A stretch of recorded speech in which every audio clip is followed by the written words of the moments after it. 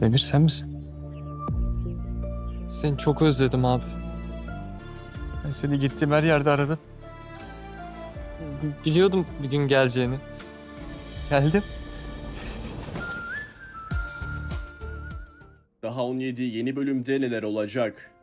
Teoman ve Deniz arasında uzun zamandır beklediğimiz yakınlaşma sonunda başlayacak mı? Aras yıllardır peşinden koştuğu gerçekleri öğrenecek mi? Serhat iyileşip bildiklerini anlatacak mı?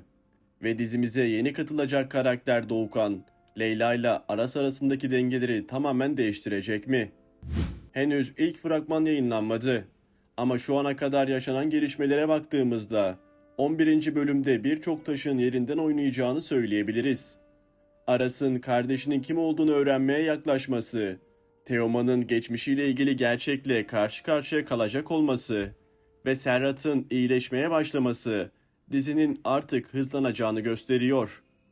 Videomuza başlamadan önce Aras ve Teoman'ın kardeş olduklarını öğrendikten sonra birbirlerine sıkı sıkı sarılmalarını isteyenler videomuzu beğensin, sayımızı herkese gösterelim.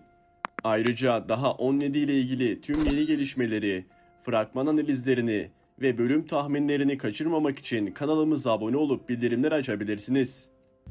Öncelikle Teoman ve Deniz ilişkisinden başlayalım.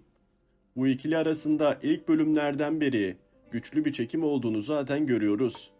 Fakat ikisi de yaşadıkları olaylar, çevresindeki sorunlar ve özellikle Teoman'ın ailesinin baskısı yüzünden duygularını açıkça ortaya koyamıyor. Deniz Teoman'a karşı şu anlık bir şey hissetmiyor gibi görünse de Teoman'ın ona olan yaklaşımı Deniz'in hoşuna gitmeye başladı. Teoman da ne kadar ciddiyetsiz takılsa da o da Deniz'den hoşlanıyor. Onunla konuşurken daha sakin, daha samimi ve daha savunmasız bir hale geliyor. Bence 11. bölümle birlikte bu ikili arasındaki mesafe yavaş yavaş kapanmaya başlayacak. Teoman'ın yaşadığı karmaşa onu Deniz'e daha fazla yakınlaştırabilir. Çünkü Teoman'ın çevresinde gerçekten güvenebileceği çok fazla insan yok. Deniz ise onu yargılamadan dinleyebilecek ve onun içindeki iyi tarafı görebilecek tek kişilerden biri. Yeni bölümde Teoman'ın yaşadığı bir sorun sonrasında Deniz'in yanında olacağını ve ikilinin duygusal bir konuşma yapacağını ve aralarındaki bağın daha da güçleneceğini düşünüyorum. Hatta bu yakınlaşma ilerleyen bölümlerde büyük bir aşka dönüşebilir. Şimdilik doğrudan bir aşk itirafı beklemiyorum. Ama bakışların, küçük kıskançlıkların ve yarım kalan cümlelerin artacağını düşünüyorum. Aras ve Leyla cephesinde ise işler biraz daha karışık. Aras'ın Leyla'ya karşı duyguları daha net hale geliyor. Leyla da Aras'a karşı kayıtsız değil. Ama yaşanan olaylar ve etrafındaki tehlikeler ikisinin rahat bir şekilde birbirlerine yakınlaşmasına izin vermiyor. Aras Leyla'yı korumak isterken bazen fazla sert davranabiliyor. Leyla ise kendi kararlarını vermek isteyen güçlü bir karakter olduğu için Aras'ın bu tavırlarına karşı çıkıyor. Bu nedenle aralarında hem büyük bir çekim hem de sürekli bir gerilim var. Yeni bölümde Aras ve Leyla'nın yaşadıkları saldırının etkilerini görmeye başlayacağız. Aras, Leyla'nın başına gelenlerden dolayı kendisini suçlayabilir.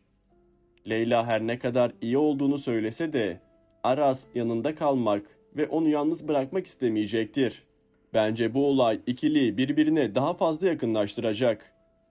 Leyla Aras'ın dışarıdan göründüğü kadar sert biri olmadığını ve içinde büyük yaralar taşıdığını daha iyi anlayacak.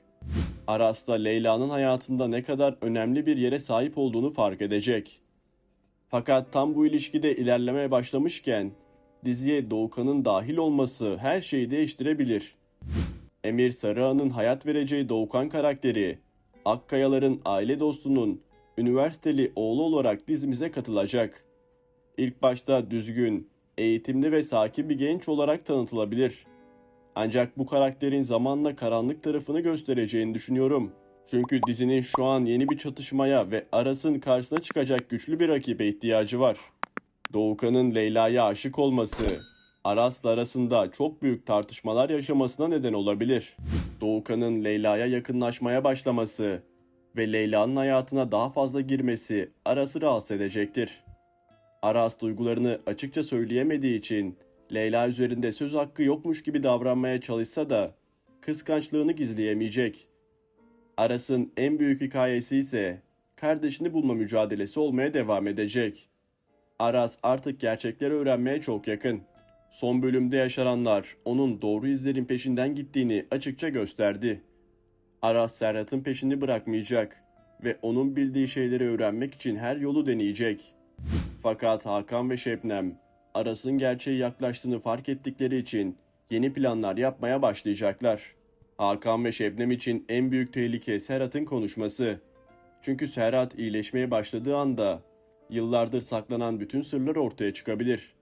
Şebnem'in her zamanki gibi daha soğukkanlı davranacağını, Hakan'ınsa panik yaparak hata üstüne hata yapacağını düşünüyorum.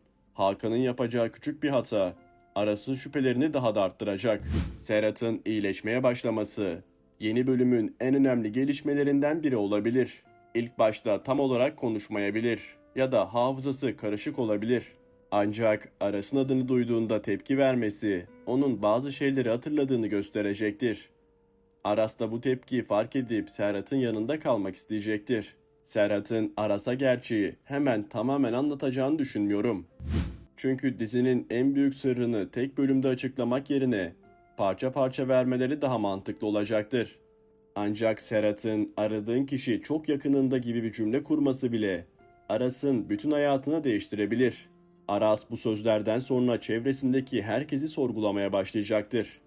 Teoman'la arasında yaşanan olayları, birbirlerine neden bu kadar benzediklerini ve neden sürekli yollarını kesiştiğini düşünmeye başlayacak. Aslında Aras ve Teoman arasındaki bağ başından beri sıradan bir düşmanlık gibi gösterilmedi. İkisi tartışsalar bile aralarında açıklanamayacak bir yakınlık vardı. Bazen birbirlerine öfkelenseler de biri tehlikeye düştüğünde diğeri istemeden de olsa yardım ediyor. 11. bölümde Teoman ve Aras'ın birlikte hareket etmek zorunda kalacaklarını düşünüyorum. Belki Leyla ya da Deniz tehlikeye düşecek. Belki de Serhat'ı korumak için ikisi aynı tarafta yer alacak. Bu ortak mücadele sayesinde Aras, Teoman'ın sandığı kadar kötü biri olmadığını görecektir. Teoman da Aras'ın sadece kendisini düşünen biri olmadığını anlayacaktır. İkilinin kısa sürede de olsa yan yana gelmesi, ileride kardeş olduklarını öğrendiklerinde yaşayacakları büyük yüzleşmenin temelini hazırlayacaktır. Bence iki kardeş gerçeği öğrendikleri anda hemen sarılmayacak. Önce büyük bir hesaplaşma yaşayacaklar. Aras, Teoman'ın geçmişte yaptığı bazı şeyleri hatırlatacak. Teoman'sa hiçbir şeyden haber olmadığını ve kendisinin de kandırıldığını söyleyecek. Fakat zamanla ikisi de asıl düşmanlarının birbirlerinin olmadığını anlayacaklar. Hakan ve Şebnem'in kurduğu düzeni yıkmak için birlikte hareket etmeye başlayacaklar.